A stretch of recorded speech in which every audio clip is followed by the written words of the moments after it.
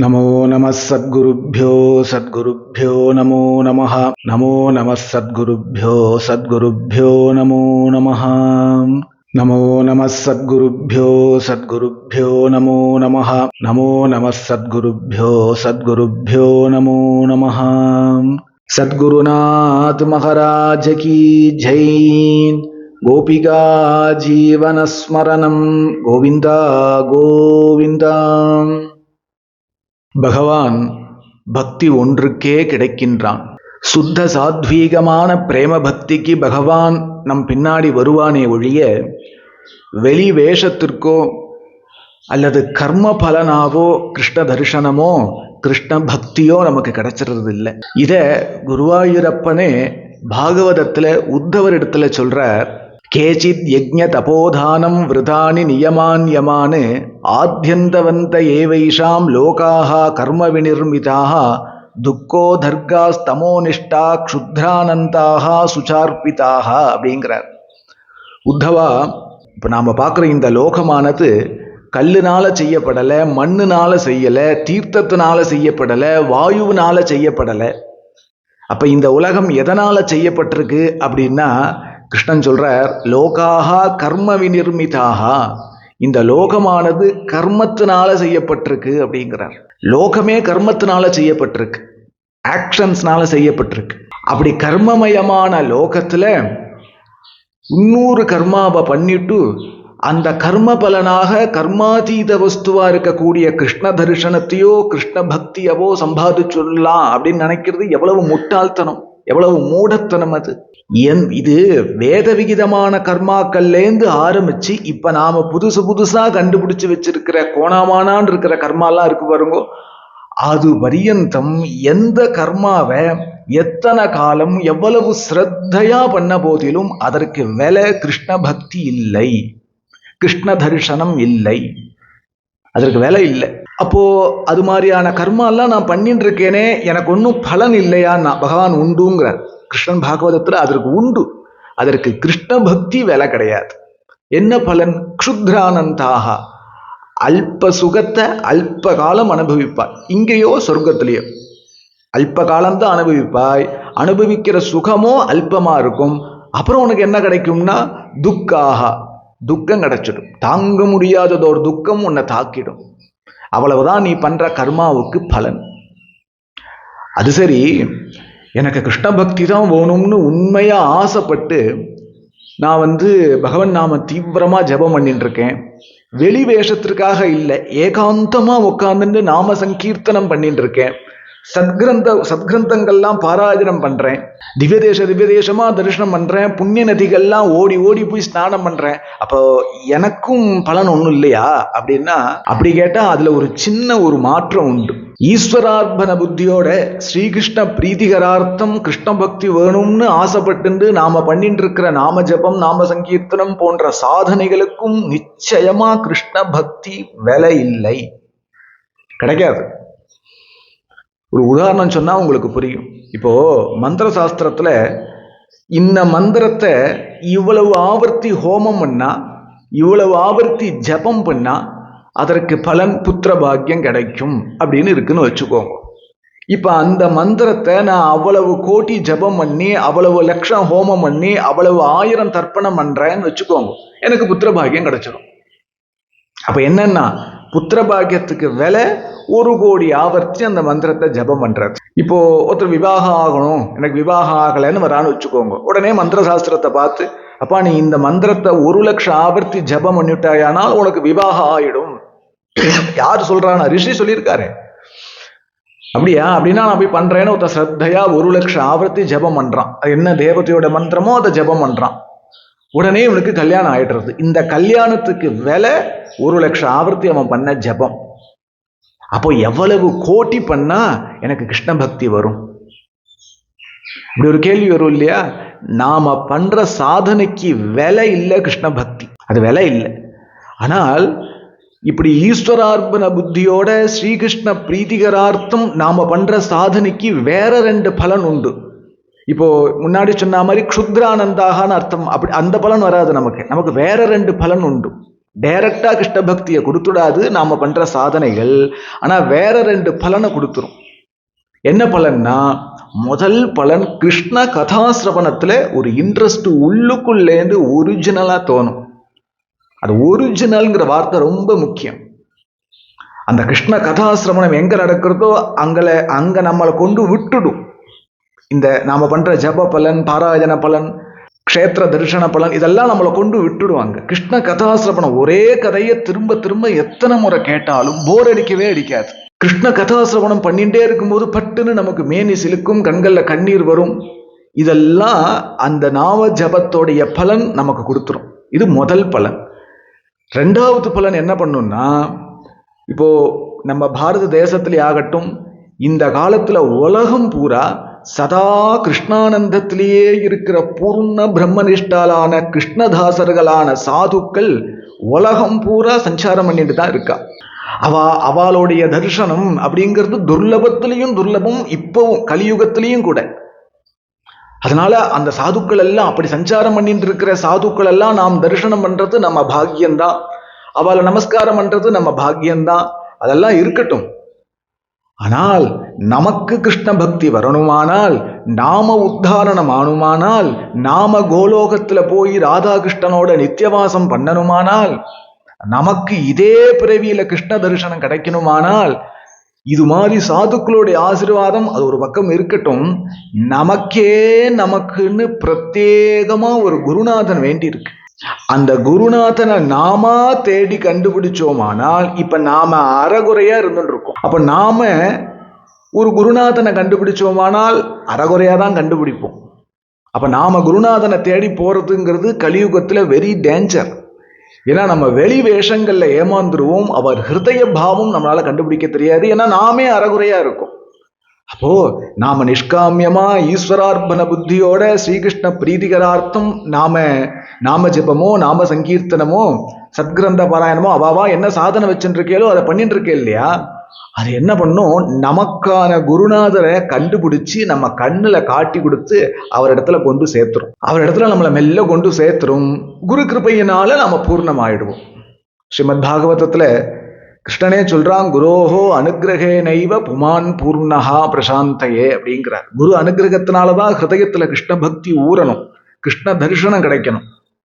இப்படிங்கிறதெல்லாம் ரிஷிகள் நமக்கு காட்டின வழி, மகான்கள் சம்பிரதாயமா நமக்கு காட்டின வழி. அப்ப நமக்குன்னு பிரத்யேகமான ஒரு குருநாதர் வேணும். அந்த குருநாதர் இடத்துல கொண்டு விட்டுடும் நாம பண்ற சாதனைகள். அதனால சாதனை டைரக்டா கிருஷ்ண பக்தி கொடுத்துடாதுங்கிறது நிச்சயம். அதனால யாரும் சாதனை பண்ணாம இருக்கக்கூடாது, தீவிரமா சாதனை பண்ணணும். அதற்கு பலன் இதுதான். க்ஷுத்ரானந்தாகான அல்ப சுகத்தெல்லாம் கொடுக்காது நாம பண்ற சாதனைகள். இப்படி இருக்க, சரி கிருஷ்ண பக்தின்னு சொல்றேன். கிருஷ்ண பக்தினா என்ன? கிருஷ்ண பக்தியில பல வெரைட்டிஸ் இருக்கு. இப்ப நாமளே குருவாயூரப்பனுடைய பக்தர்களுடைய சரித்திரம் ஒன்னொன்னா பார்த்துட்டு வரோம். அதையே நம்ம பார்த்துப்போமே. கிருஷ்ணனை குருநாதனா நினைக்கிறவா சில பேர், கிருஷ்ணனை அம்மா அப்பாவா நினைக்கிறவா சில பேர். இப்ப நான் படிச்சேன், தியானம் சொன்னேன் இல்லையா, மாயாஹஸ்தேன்னு ஒரு தியான ஸ்லோகம் ஆரம்பிச்சேன் இல்லையா. ஆதிசங்கரர் கிருஷ்ணனை அம்மாவா நினைக்கிறார். என்னை ஏமா நீ மாயையில தள்ளி விட்டுட்டாய், நான் உனக்கு வேண்டாமான்னு அழறார். அப்படி சில பேர் கிருஷ்ணனை அம்மா அப்பாவா நினைப்பா, சில பேர் கிருஷ்ணனை காதலனா நினைப்பா, சில பேர் கிருஷ்ணனை ஈஸ்வரனா பாப்பா, சில பேர் கிருஷ்ணனை சகாவா பாப்பா, சில பேர் கிருஷ்ணனை புத்திரனா பாப்பா. எல்லாம் இந்த குருவாயூரப்பனுடைய பக்த சரித்திரங்களையே நாம பார்த்துட்டு வரோம் இல்லையா. இது மாதிரி பக்தியோடைய வெரைட்டிஸ் சொல்லிடலாம். பிரகலாதர் கூட ஸ்ரீமத் பாகவதத்துல நவவித பக்திங்கிறா. பக்தியோடைய வெரைட்டிஸ் சரியா சொல்லிடலாம். பக்தினா என்னன்னு எப்படி சொல்றது? பக்தினா என்னன்னு சொல்லணும்னு சங்கல்பிச்சுட்டு நாரதர் பக்தி சூத்திரத்தை எழுதுறார். ஆனா அதுலயே அவர் சொல்றார், ஒவ்வொரு ரிஷி ஒவ்வொன்னு பக்தின்னு சொல்ல, நாரதர் தன் அபிப்பிராயத்தை சொல்றார். அனிர்வச்சனீயம் பிரேமஸ்வரூபம் அப்படிங்கிறார். நான் எப்படி அந்த பக்தியை பத்தி சொல்லுவேன் அப்படிங்கிறார். பக்தினா என்னன்னே தெரியாம நாம் அதுல பிரவேசிக்கணும்னு ஆசை நமக்கு எப்படி வரும்? ஒரு கால ஆசை இருந்தாலும் ஒரு உற்சாகம், உத்வேகம் எப்படி வரும்? பக்தியை பத்தியோ சொல்ல முடியாது. இப்ப என்ன பண்ணலான்னா, பக்தினா என்னன்னு டைரக்டா நாம சொல்ல முடியாது.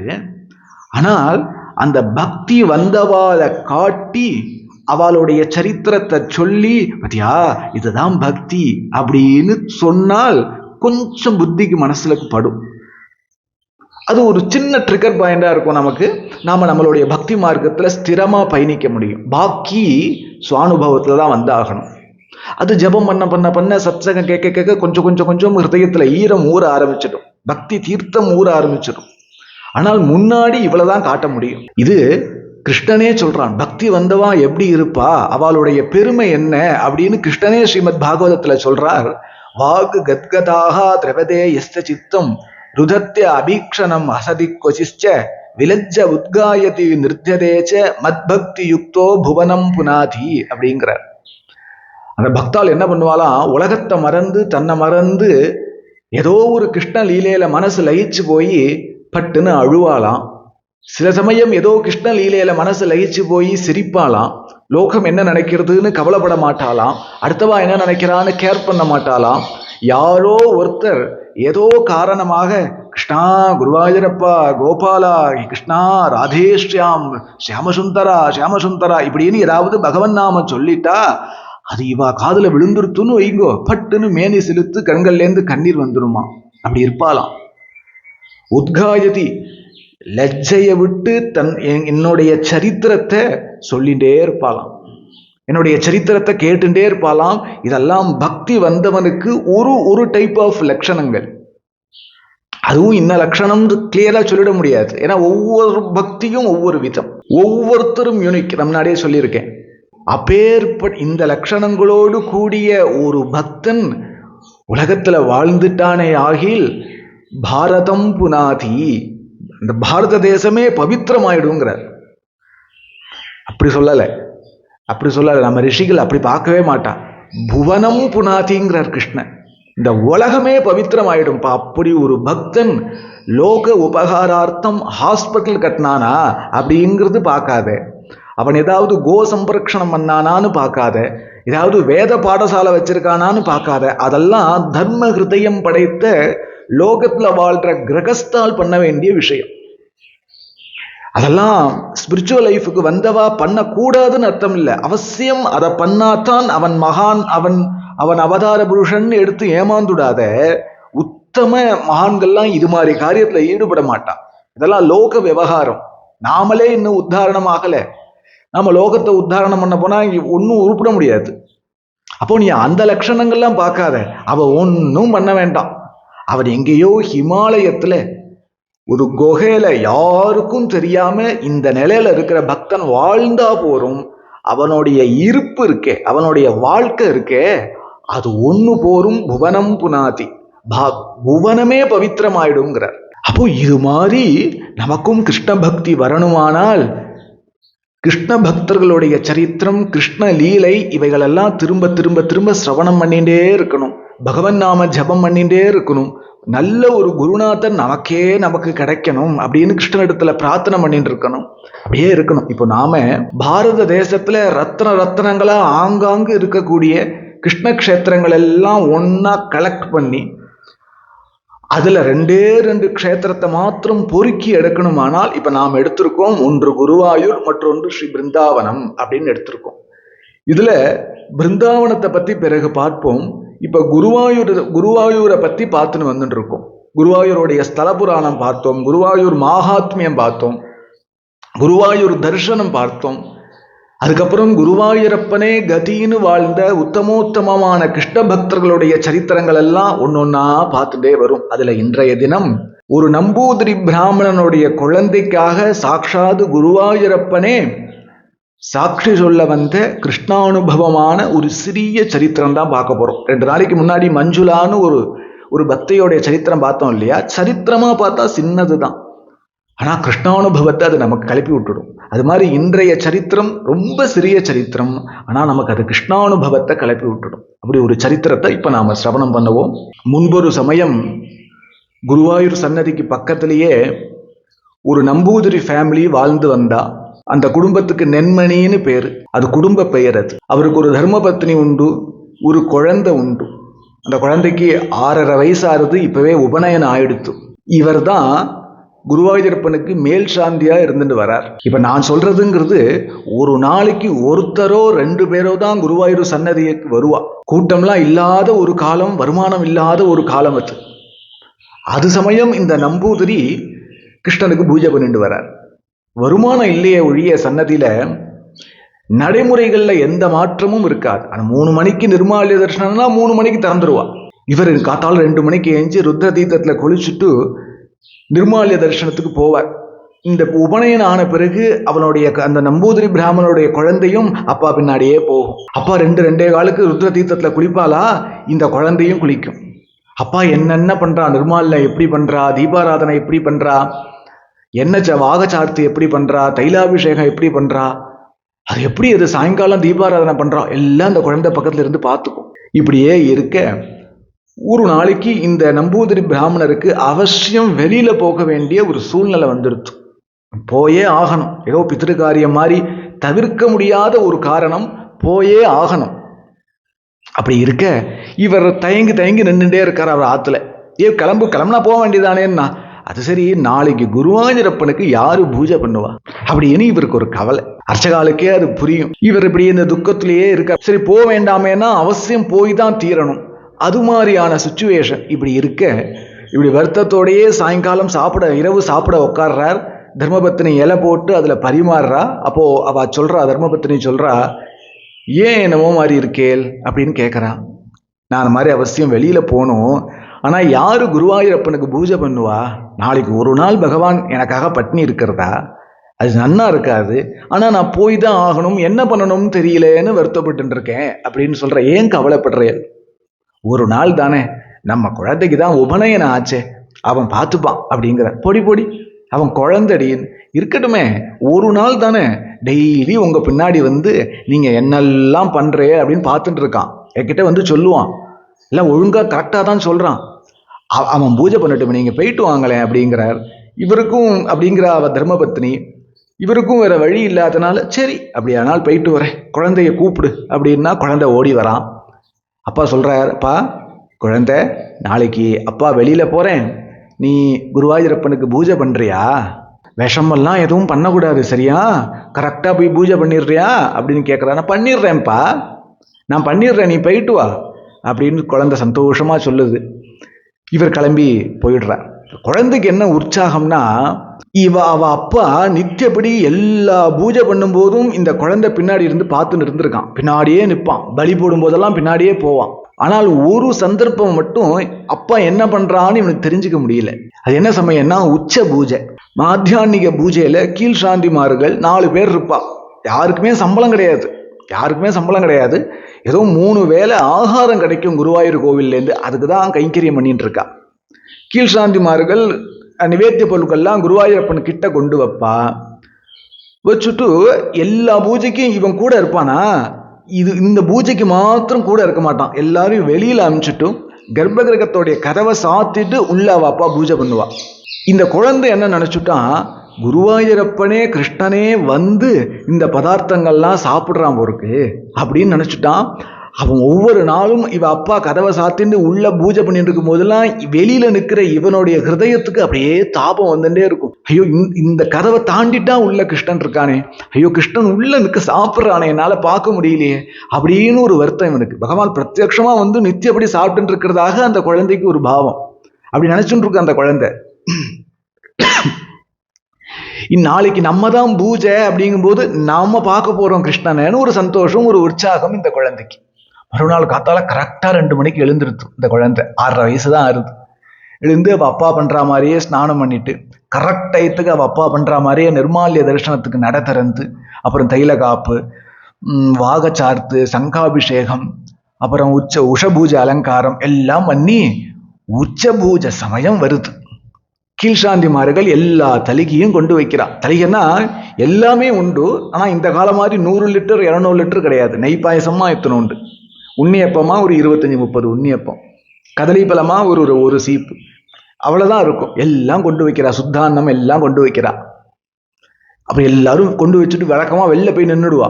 அது மாதிரி வெளில போயிட்டா இந்த பையன் என்ன பண்ணா, கதவை சாத்தின்ட்டான். அவ அப்பா சாத்துற மாதிரியே கதவை சாத்தின்ட்டு, இதோ தெரியுதான் பாருங்க குருவாயூரப்பன், இந்த விளக்குக்கு பக்கத்துல கிட்ட உக்காந்துட்டான். உட்காந்து, கிருஷ்ணா சாப்பிடவா, கிருஷ்ணா கதவெல்லாம் சாத்திட்டேன் சாப்பிடவா அப்படிங்கிறார் இந்த குழந்தை. பகவான் அப்படியே இருக்கான், வரல. கிருஷ்ணா சாப்பிடவா, ஏன் வரமாட்டேங்கிற, நீ விஷமம் பண்ணுவேன்னு எங்க அம்மா சொல்லியிருக்கா. என்னிடத்துல விஷமெல்லாம் பண்ணாத கிருஷ்ணா. எனக்கும் பசிக்கிறது, நான் போய் சாப்பிடணும், நீ சாப்பிடவா அப்படின்னு கூப்பிடுறான். பகவான் அப்படியே இருக்கான், வரல. இவனுக்கு ஏன் வரலன்னு இந்த குழந்தைக்கு தெரியல. ஓஹோ கிருஷ்ணா, இந்த பதார்த்தங்கள்லாம் உனக்கு பிடிக்கலையா? அது ஏதாவது அபக்குவமா பண்ணிட்டாளா? அது உனக்கு பிடிக்கலையா? பரவாயில்ல கிருஷ்ணா, எங்க அம்மா எனக்கு தயிர் சாதமும் உப்பு மாங்காவும் கொடுத்து விட்டுருக்கா. அது எனக்கு ரொம்ப பிடிக்கும், நான் அதுதான் டெய்லி சாப்பிடுவேன். அதை வேணா சாப்பிட்டு பார்க்குறியா? உனக்கும் ரொம்ப பிடிக்கும் பாரு அப்படின்னு இந்த குழந்தைக்கு நட சாத்திட்டு ஆற்றுக்கு வரத்துக்குள்ள பசிக்குமேன்னு அவள் அம்மா ஒரு தூக்கில் தயிர் சாதமும் கொஞ்சம் உப்பு மாங்காவும் போட்டு கொடுத்துருக்கான்.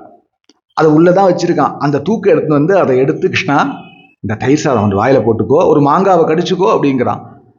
இந்த குழந்தை பகவான் வரல, அப்படியே நின்றுட்டு இருக்கான். இப்பவும் வரலங்கிறதுக்கு புரியல அவனுக்கு, குழந்தைக்கு புரியல. கிருஷ்ணா நீ ஏன் வரமாட்டேங்கிற?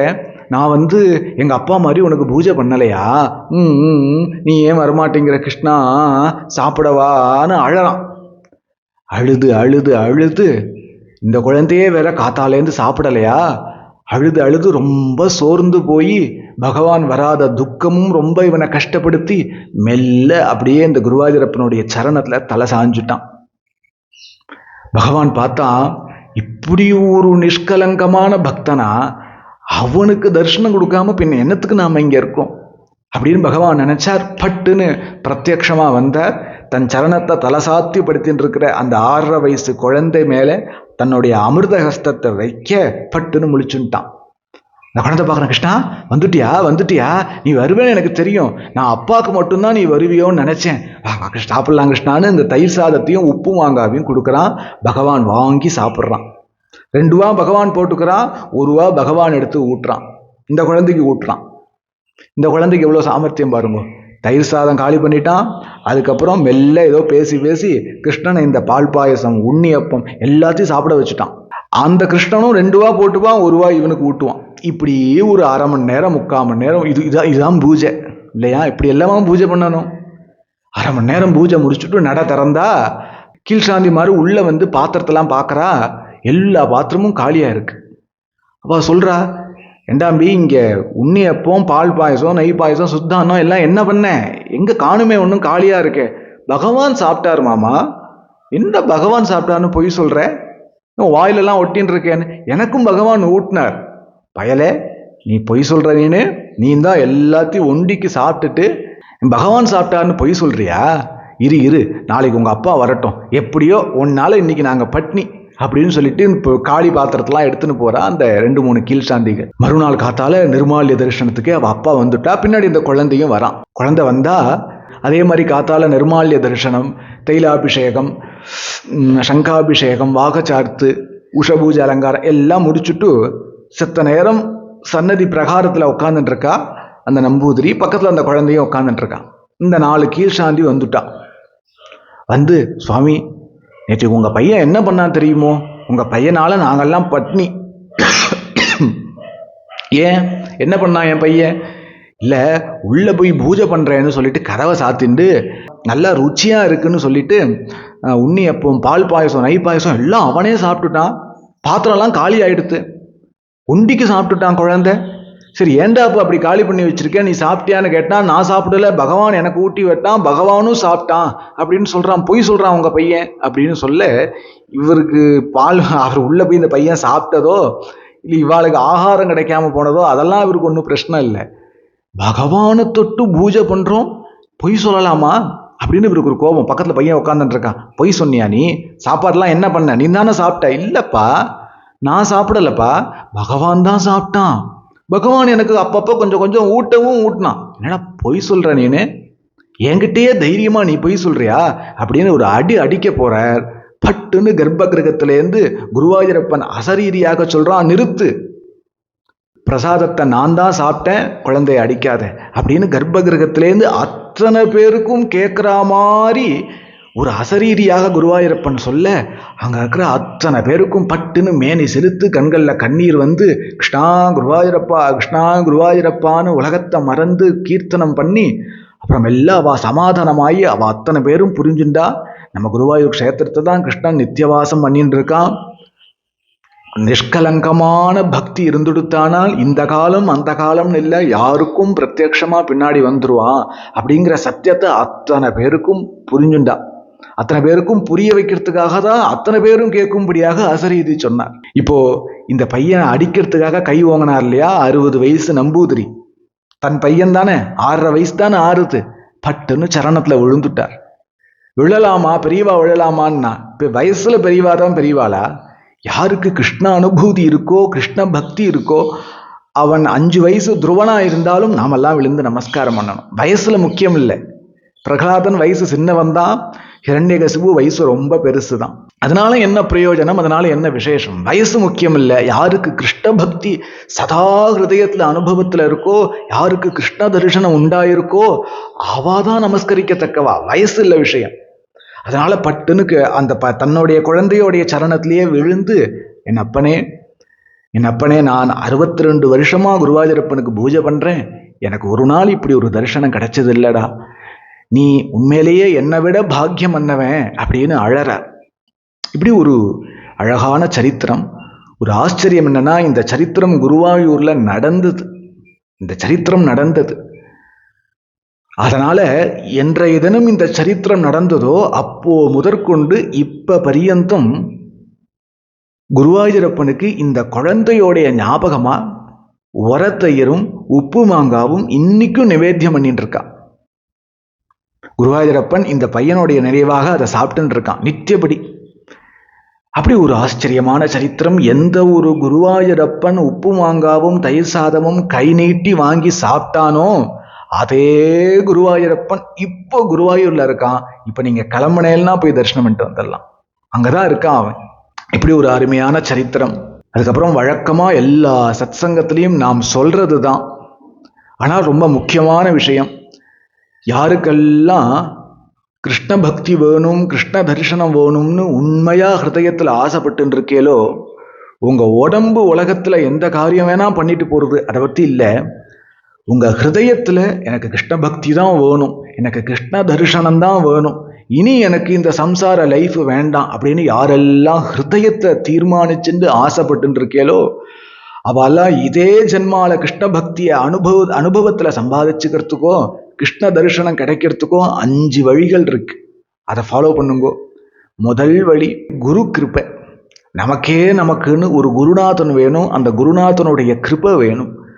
அதுக்கு அடுத்தபடியா கிருஷ்ண கதாசிரவணம். கிருஷ்ண கதாசிரவணம்ங்கிறது கிருஷ்ணன் அவதார காலத்துல தான் பண்ண லீலைகளும் கிருஷ்ண கதை தான், கிருஷ்ண பக்தர்களுடைய சரித்திரமும் கிருஷ்ண கதை தான். இதெல்லாம் திரும்ப திரும்ப திரும்ப ஏகாந்தமா கேட்கணும். கிருஷ்ண கதாசிரவணம். பகவன் நாம ஜபம், ஒவ்வொரு நாளும் தீவிரமா ஜபம் பண்ணணும். அதுக்கப்புறம் நம்மளால முடிஞ்சுதானால் பக்கத்துல இருக்கிற விசேஷமான கிருஷ்ண கஷேத்திரங்கள்லாம் தேடி தேடி போய் தரிசனம் பண்ணணும். அதுக்கப்புறம் நம்ம ஆத்துல நமக்குன்னு ஒரு பஞ்சலோகத்துல ஒரு ராதாகிருஷ்ணனுடைய விக்கிரகம் பண்ணி வச்சுட்டு பகவன் நாமத்தினால அதுக்கு பூஜை பண்ணிட்டு இருக்கணும். அதனிடத்துல நம்மளுடைய சுக துக்கங்களை பகிர்ந்து கம்யூனிகேட் பண்ணி அந்த அர்ச்சாமூர்த்திக்கும் நமக்கும் ஒரு இன்விசிபிள் இன்னர் பாவ கனெக்டிங் வேணும். இந்த வார்த்தையெல்லாம் இப்போ தோன்றது சொல்றேன், சரியா என்னன்னு தெரியாது எனக்கு. ஒரு இன்விசிபிளான இன்னர் பாவ கனெக்டிங் அந்த அர்ச்சாமூர்த்திக்கு நமக்கும் ஏற்படணும். இந்த 5 காரியங்களையும் அவனுக்கு முடிந்த அளவுக்கு ஸ்ரத்தையா பண்ணிட்டு வந்தோமானால் நமக்கு இதே ஜென்மால கிருஷ்ண பக்தி அனுபவத்துல வந்துடும், கிருஷ்ண தரிசனம் ஏற்பட்டுரும், கோலோகத்துக்கு போயிடுவோம், கிருஷ்ண சரணத்தை அடைஞ்சிருவோம். இனி இந்த சம்சாரம் வேண்டாம், நமக்கு இல்லாம ஆயிடும். எல்லா சத்சங்கத்திலையும் இதை வழக்கமா சொல்றதுதான், ஆனா ரொம்ப முக்கியமான விஷயம் ஸ்ரத்தையா கேட்கணும். இப்படி நென்மணி இல்லத்து நம்பூதிரி குழந்தைக்காக பகவான் குருவாயூரப்பனே சாட்சி சொன்ன அத்தியாச்சரியமான கிருஷ்ணானுபவமான சரித்திர பிரவச்சன சத்சங்கத்தை ராதாகிருஷ்ணன் நம்மளை கேட்க வச்சா. இந்த பிரவச்சன சத்சங்கத்தை எனக்கு எல்லாமுமான என் தெய்வம் கிருஷ்ணன் குருவாயூரப்பன் கோபாலனுடைய சரணத்திலையும், கிருஷ்ண பிரேமஸ்வரூபிணி ராசேஸ்வரி ஜெகன்மாதா என் தெய்வம் ராதையோடைய சரணத்திலையும் சமர்ப்பிச்சுக்கிறேன். சத்குருநாத் மகாராஜ கி ஜெய். கோபிகா ஜீவனஸ்மரணம் கோவிந்தா கோவிந்தா.